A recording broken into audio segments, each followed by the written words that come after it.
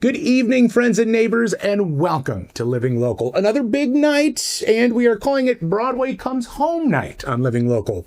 Without intending to, I kind of put together a theme for tonight's show. First, in the Board Store Home Improvements feature of the week, we're going to talk with Hannah Louise Fernandez, a lacrosse-born star of the Chicago theater scene, who's coming home tomorrow afternoon for a concert of musical theater tunes at the Holman Library.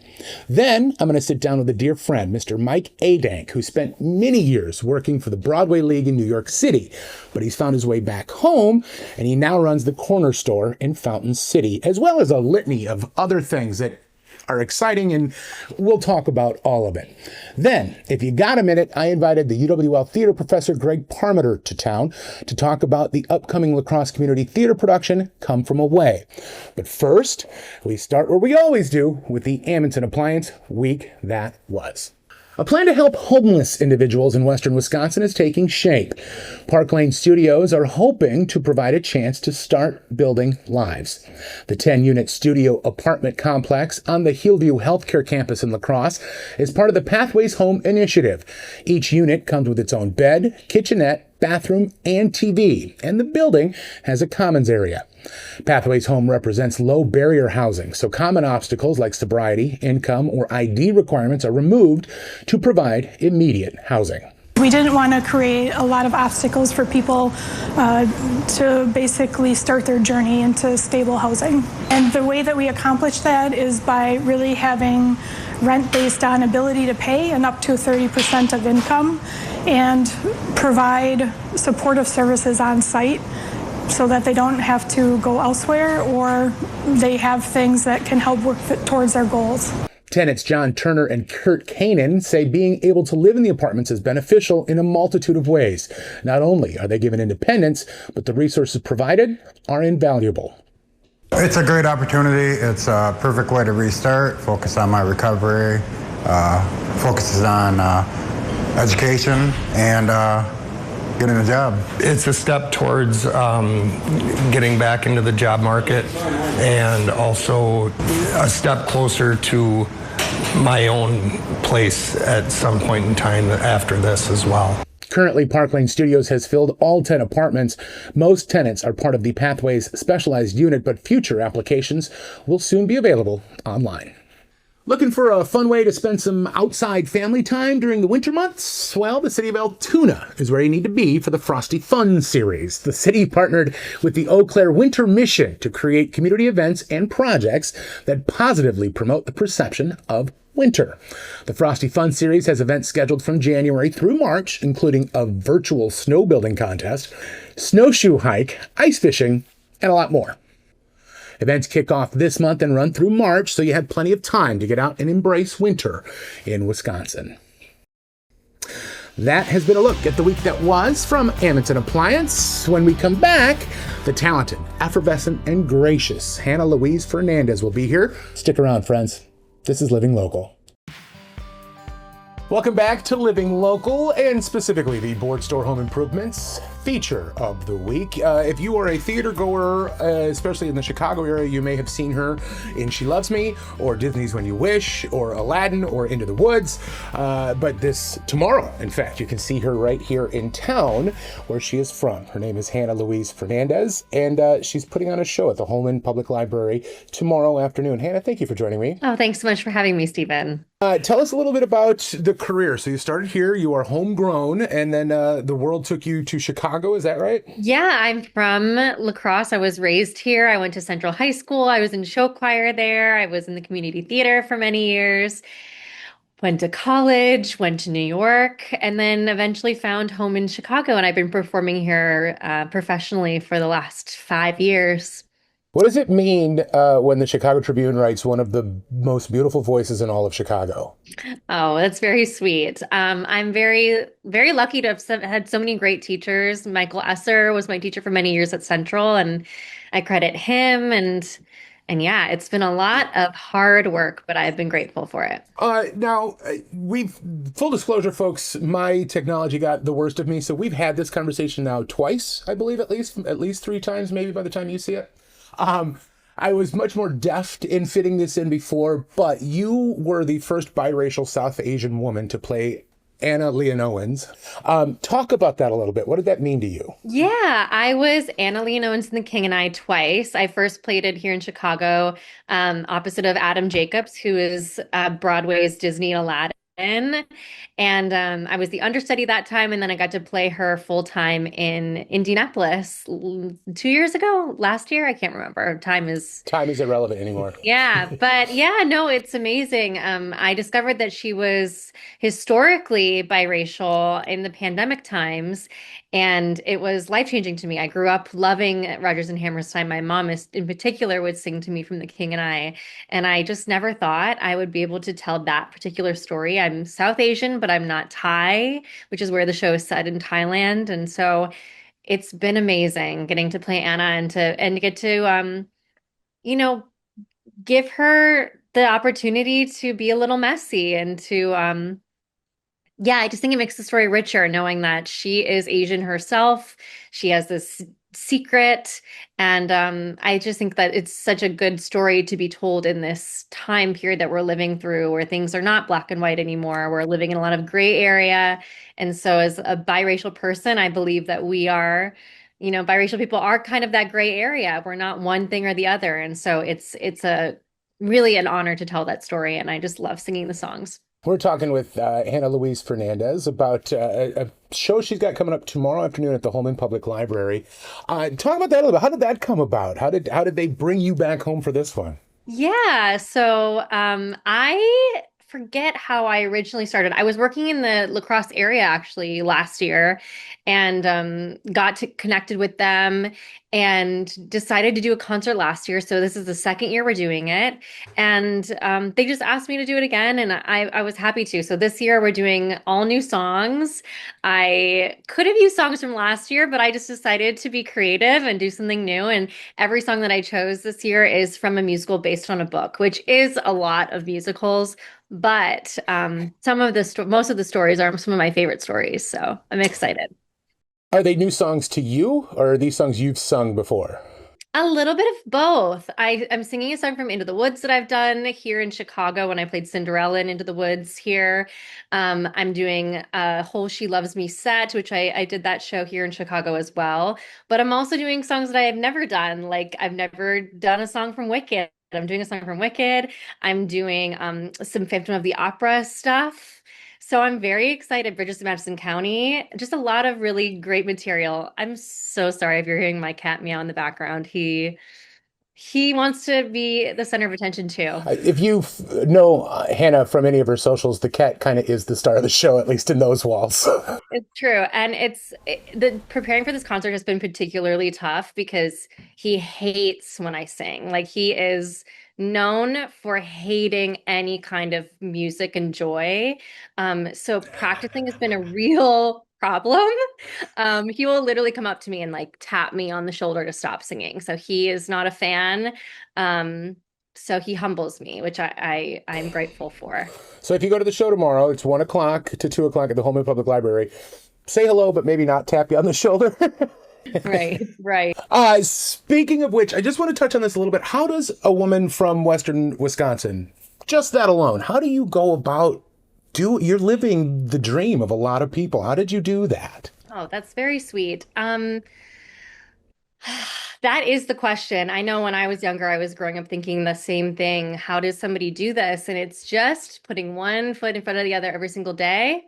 It means working jobs that you don't always want to work. I'm currently doing a job in sales while I'm, auditioning and things. So it's a balance. It's balance. And so it's the people it's being kind, it's working hard, it's constantly, yeah, just wanting to be an artist. I always say to people that ask me how to do this, to become a citizen of the world, to take in as much art, not just theater, but music, concerts, orchestra concerts, ballet, writing books, like taking as much art as you can.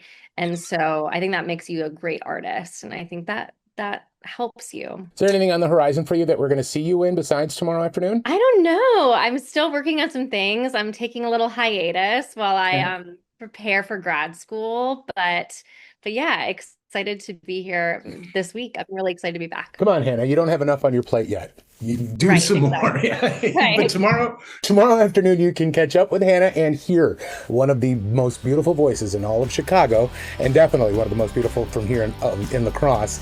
Tomorrow afternoon, 1 p.m. to 2 p.m. at the Holman Public Library. Hannah, thank you so much.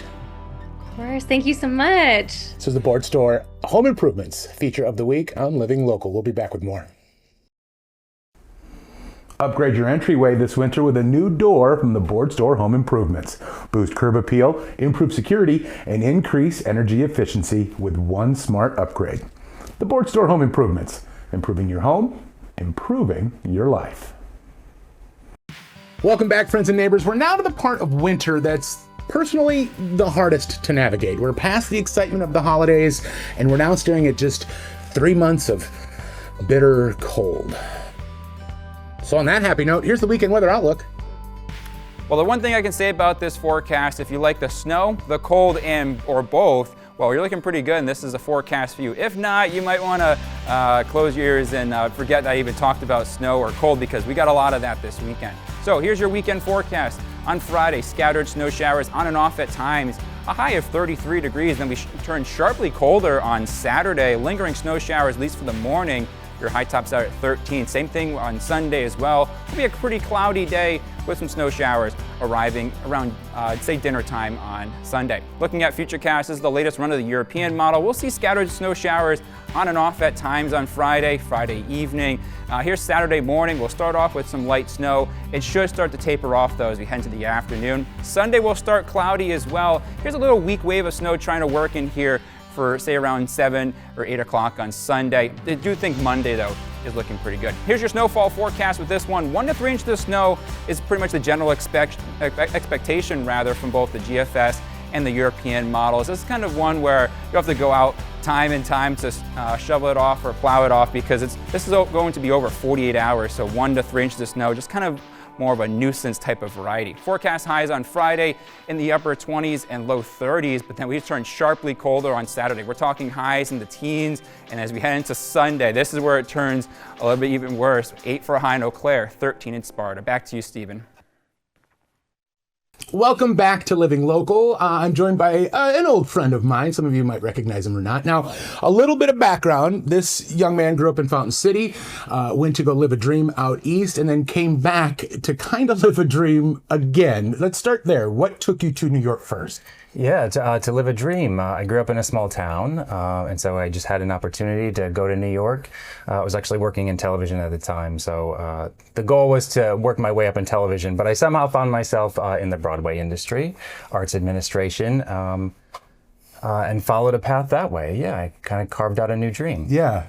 And then, obviously, it just wasn't one day, but seemingly from the outside, one day you said, I'm done, I want to come back home. What was that change? Many things, I think. It was a culmination of many things. But I worked very hard for like 12 years in the Broadway industry to get up to, to the place where I was. I was working on the Tony Awards, and it was quite literally a dream come true. But living there and living that life, I don't know. I don't want to say I got bored, but I felt done with it. I felt like I had achieved what I set out to do, and I climbed that mountain, and I enjoyed it for a while, but then it was time to find something new. What does that feel like? I know that's an impossible question to answer, but there's part of me that gets filled with anxiety thinking about getting to the top of a mountain and going, what's next? So what was it, anxious, or what was it? I mean, it was exciting. It was absolutely anxious, yeah, but it was probably more anxious climbing that mountain. But Sure. Once you got to the top, compared to like literally climbing a mountain, like you climb a bluff or a mountain, you get to the top, you have to enjoy the view, you look at what you did, but then what do? You don't sit up there and live up there on the top of the mountain. You have to climb back down and find the next mountain. So that's just, I don't know what it was. It was maybe COVID. It was maybe becoming a father during that time too. It was just a lot of things, and then an opportunity presenting itself, and it was just like, I think it's time for a change, and it's time for the next dream. Speaking of next dreams, what is or was the corner store to you?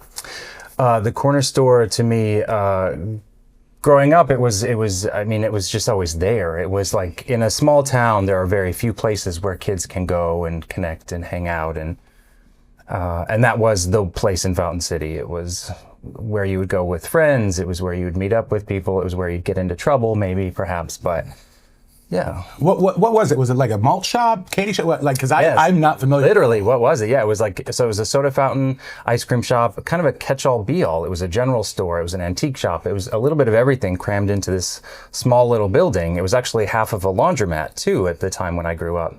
And so the laundromat's gone, and now it's just sort of a bigger catch-all be-all. It's a coffee shop, soda fountain. We will have ice cream in the spring. Sure. But I've got a gift shop in there too, and fun, like local vendors. I sell local honey and maple, and it's just a lot of Obviously, everything. Yeah, right. Yeah, it's like obviously this wasn't on the playbook, so to speak, when you were doing the Broadway League stuff. But are you happy now? Because you look really happy. I'm very happy, like genuinely happy, not performatively happy. I feel like it's a new start. I mean, I was happy in New York. I was living my best life. I had, disposable income. I was living my best life, but it got kind of empty. And I think as I got older and became a father again, like my values shifted and I wanted something more legacy. I wanted something more personal, more fulfilling, more meaningful to me and to my family. You've mentioned Maynard twice now. Tell me about You Gotta Believe. So You Gotta Believe is it's an organization based in New York City, but they do work nationwide. They specialize in finding forever families for young adults, teenagers, and preteens, basically, who are at risk of aging out of the foster care system primarily. They work with foster kids. So that's when I decided to become a father. I went through them to get licensed to become a foster care parent. And then over time that blossomed into having 2 sons now. And yeah. Are they both here? So my older son, Wilson, is in Texas doing his own thing. And then my younger son, Minor, moved here to Wisconsin with me. So how old is Wilson? Because Maynard just turned 19, right? Yep. And Wilson's 22. Okay.